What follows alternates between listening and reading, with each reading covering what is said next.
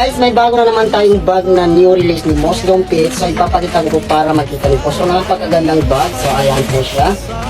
Guys, gawa naman siya sa high quality na material. So ayan po yung nasa harap niya, and side, and back side, and nasa likod, and nasa baba naman po. Ayan, pulidong-pulido naman po yung pagkatay sa kanya. So ito po yung lock niya guys.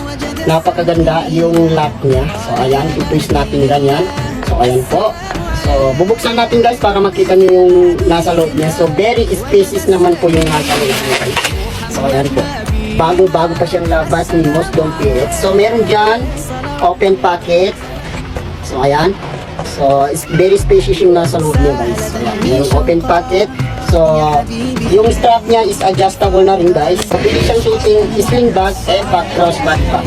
So ayan po guys. Kapasita ko po pag nakasuot na sling bag. So ayan.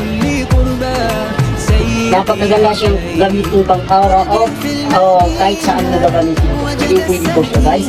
So ayan po, napakaganda ba ng material niya po. So ayan. So pwede siyang ipa-crossbody bag guys. Dahil po yung strap niya isa adjustable naman po yung strap. So ayan na po nakasuot na crossbody bag. So pwede siyang adjust yung strap niya guys. Kasi may butas naman dyan. So ayan. Kaya bagong-bago pa siya labas sa Mosdom Pits guys. Kaya kung naghahanap ka ng ganitong bag, take out muna agad dahil po madali lang silang ubusan ng ganito guys. Kasi bago lang yung basket niya po. So ilalagay ko na lang po yung yellow basket natin sa baba.